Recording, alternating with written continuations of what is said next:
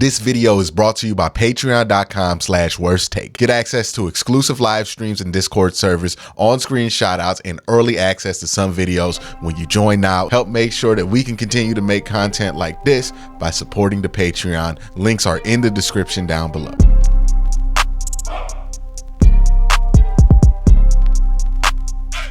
It's that time of the year right before camp and during the early days of camp. I like to go through each position group on the Cleveland Browns, do a comprehensive overview of everybody in that group. Who do I think will make the team? Which guys do I think will be in there? What do I think the outlook is on the starting positions? What are some ways they can supplement a position if it's weak? How's the depth looking? And then we'll give it an overall grade. And today we're starting out with the interior defensive line. Now, before I get into that, I want to just give a special shout out to all of the YouTube members and Patreon members who have helped this channel throughout the summer. It's been a long summer and not the most newsworthy summer, but content has been dropping each and every day, or at least every day that I can make sure I can get it out there for you guys.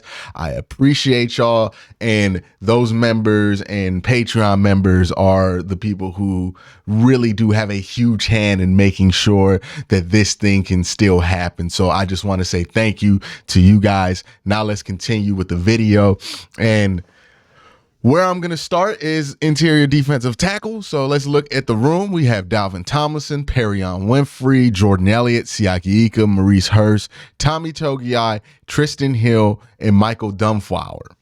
So not the most impressive room of all time, right? I think we've been over this before. The Browns just don't have an exceptionally impressive defensive tackle room. Dalvin Tomlinson is the one big addition. He was ranked 14th of all defensive tackles last year, but then the next ranked guy on the list is Perrion Winfrey at 117, Jordan Elliott out of 118, and this is out of 144 defensive tackles. You have a wild card in Maurice Hurst, you have a rookie in Siaki, and then you have Tommy Togiai, Tristan Hill, and Michael Dunflower. So not the greatest room in the world. Do I think it's better than last year's? Yes, but I don't think it's marginal. I think it's a significant portion better than last year. And I think there's going to be some changes made to this defense that will supplement some of the lack of talent overall that you have at the position this year. But that doesn't change what it is on paper. It's not the greatest room on earth. Like, we have to be honest about that. We did not go from zero to we did not go from 32 to number one, top 5 in interior defensive tackle. If we're looking at this from the curve of last year, it's a much better room. But if we're grading this room on the curve of the rest of the NFL, it's still not a good room. I think that's the truth about it. Is it good enough? Well, let's talk about the starters. So right now, scheduled to start is Dalvin Tomlinson and Jordan Elliott. And I'm going to be honest with you. Jordan Elliott starting is probably worst case scenario for the Cleveland Browns as far as where I think this room can go. I think it would be a much better indicator for this room's future, for this room's depth, for this room's upside during the season if either Perrion Winfrey, Maurice Hurst, or Siaki can take that starting spot from Jordan Elliott. As of now, whenever they line up, it's Jordan Elliott. So if Jordan Elliott loses that spot in camp because somebody else is playing much better than him, that's a key thing, right? It can't just be for an injury reason, but if he loses that spot in camp because somebody is playing well, right? Perrion Winfrey puts together some consistent days in camp, or, Maurice Hurst stays healthy, Siaki looks like he's making the transition well. Either one of those, if you can get Jordan Elliott out of the starting lineup, I feel so much better about it. Like, infinite amounts better. And that's not just because I'm low on Jordan Elliott. Like, I am low on Jordan Elliott. I'm not going to lie there. I don't think there's much to squeeze out of there than what you've gotten. He was lower ranked than Perrion Winfrey last year, despite the fact of him being in the league for 3 years over Perrion, and Perrion having issues staying on the field because of off the field issues. So just don't know how much there is to get out of Jordan Elliott, right? And I know if he's starting, that's because you're not getting anything from Perrion Winfrey. If he's starting, that's because you're not getting anything from Siaki Ika. If he's starting, that's because you're not getting anything from Maurice Hurst that's encouraging. So him starting is a bad sign.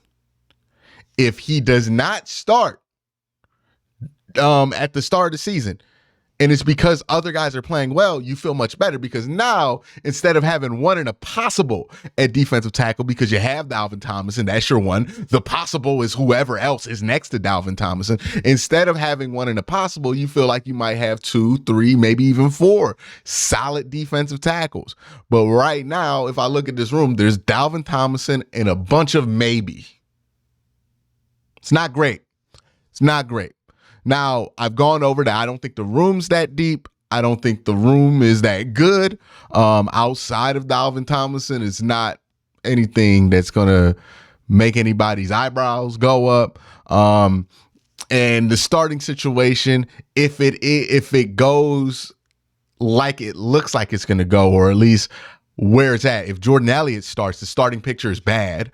If Jordan Elliott does not start, I think it can get good. So how can this team supplement the position? Well, again, I think it's going to be important.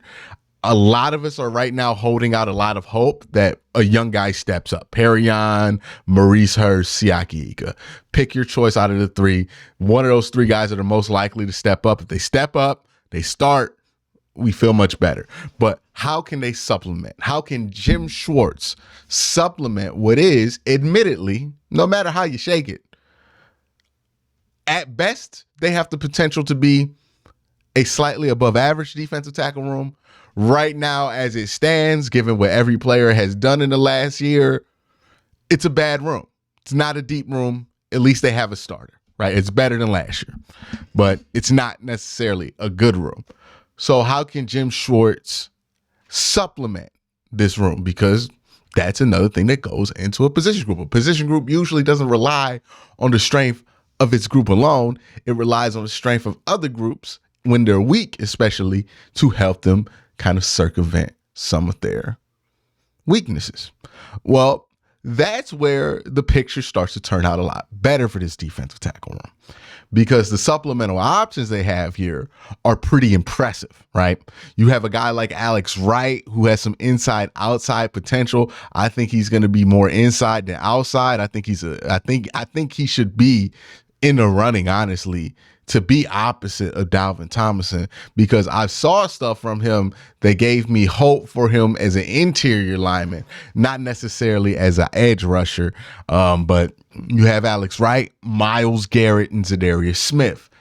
That's huge. Having those 3 guys that you can use in here to supplement some bad defensive line play means that instead of needing 4 really good defensive tackles, all you really need is 2.5, right? We have the one in Dalvin Tomlinson. And then between Perrion Winfrey, Jordan Elliott, Siaki Ika, Maurice Hurst, even if you want to throw Tommy Togiai in there, I wouldn't at this point. But between them, you need to come up with 1.5 good defensive tackle play. That's really it. That's how good the supplemental options are. That's what allows them to get away with what is a little bit of a weaker room. Now, there are some things, some goals moving forward that I think this room is really going to want to accomplish that they have not accomplished yet. One, Dalvin Tomlinson's the only good player on this defensive tackle room, and that's literally because you signed him. We need 2 young guys to be decent this year. Again, I don't care who. I would like it to be Perrion and Siaki Ika, because those are the guys with the most years left on their rookie deals.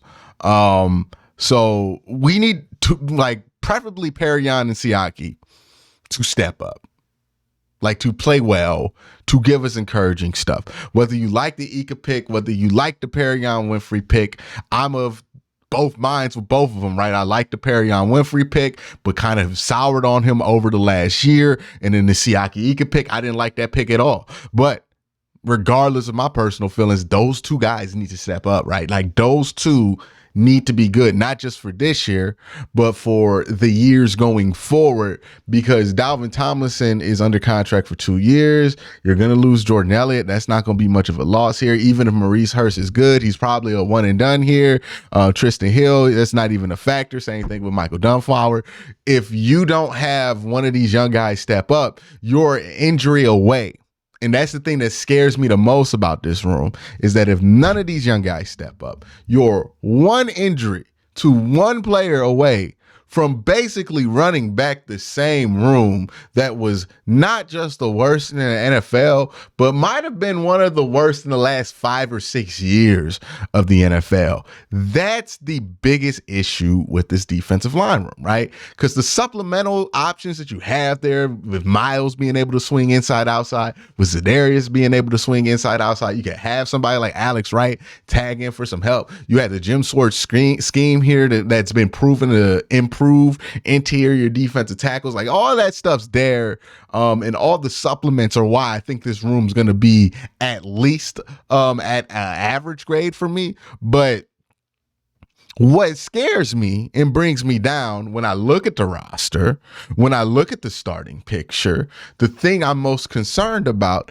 is they have no depth right now, as it stands right now. Now, if you think that one of these players in this room is going to step up and develop, cool. But that's not what I'm talking about, right? I'm not talking about what I hope the depth's going to be or what I expect the depth to be. I'm talking about right now, given everything that we know, concrete, not projecting. What's the depth of this defensive tackle room? It's not deep. You can't tell me it's deep, because if Dalvin Tomlinson goes down, we're starting Perrion Winfrey and Jordan Elliott. And as much as I like Perrion for my hope for him to develop into somebody in the future, what he is right now is the 117th out of 144 defensive tackle, and you would also be starting Jordan Elliott, who's right behind him at 118. And then you're going into guys who are just kind of like bumbling around the league. Maybe Maurice Hurst steps up. Maybe he doesn't. Maybe he stays healthy. Maybe he doesn't. Health's really been the only issue for him, but health's been a big issue for him. So you can't necessarily depend on that. Siaki Ika's a rookie. We know through experience of the last 3 years how little we can rely on third-round rookies at defensive tackle. Like, we've literally been doing this for years, and it's never worked out for us. I don't expect that to change with Siaki Ika. Tommy Togiai, that's not anybody you could depend on. They're one injury from specifically Dalvin Thomas, knock on wood, hopefully it doesn't happen, away from being the worst defensive line in football. Well, not defensive line. My bad. Let me take that back. They're one injury away from being the worst interior defensive line in football. Again,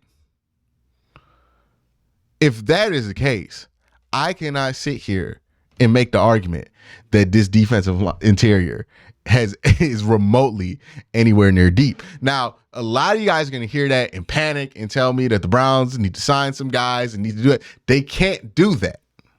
The reason they can't do that is because they need young players on rookie deals to step up. Like, not just for this year, but for the future. So that's why it looks like that now. It could change, but they're gambling. They're betting on Perrion Winfrey and Siaki Ika's ability to step up this year, or somebody's ability on their rookie deal or on a cheap deal to be able to step up. Preferably, if I'm them, you need it to be Perrion and Siaki Ika, because you got control over them for the next, Perrion 2 years, Siaki Ika 3 seasons after this season. So you don't have to play that game with if you can get them to return. Where if it was Maurice Hurst, You got to play that game. You can even throw Tommy Togiai in there because I think he was drafted the same year as, well, no, he's drafted a year before Perrion. So even Tommy Togiai, even though I've kind of lost hope in that, he's been one of the worst defensive linemen in football the last couple of years. Tristan Hill, Michael Dunflower, like you want it to be either Ika. Well, you want it to be Ika and Winfrey if you're looking at this from a front office perspective, because that's going to solve the problem for the longest period of time. And if they do step up in camp, if they do play well, then we don't have much to worry about with the defensive tackle room, because if those guys play well, maybe Maurice Hurst steps up, stays healthy, plays well. You have Dalvin Tomlinson. You can supplement it with Alex Wright, Myles Garrett, Zadarius Smith, some Jim Schwartz schemes, and then you'll be fine at the interior of defensive tackle. And that's the good way. That's the positive way that this can roll out. The negative side of the coin is that Dalvin Tomlinson gets hurt, misses some games early on, and you're rolling out not an unfit, but a non-ready Perrion, Winfrey, and Jordan Elliott, and you're just getting washed off the line of scrimmage. And we're talking about the same stuff from last year happening this year. Both realities have a decent chance of happening, right? Like 35%, 35%. They're about both equally likely to happen. And that's why when I look at this room, I can't give them any more than a C-. I feel like saying that this interior defensive line is anything more than, and I think a C- is mighty generous, right? That's just me saying, hey, I have faith in Perrion and Siaki and Jim Schwartz to be able to make this get above water. Because if this were Joe Woods, I would give this a D-. But I have more faith in the structure of this defense and the focus of this defense to be able to play better there. But my grade is, and I want to stress that the position that the Browns are in at defensive tackle is one that's going to take a while to dig yourself out of. It's going to at least take a full season, right? A full season of development for young players, because that's what they need. We brought in Dalvin Tomlinson as a big swing at trying to just stabilize the position, and that's what it did, and that's a good move by Andrew Berry. But Andrew Berry also needs these young guys to develop in order to finish the job here, right? So a lot of what I think about this defensive tackle room over the season is going to be contingent on how those young players develop.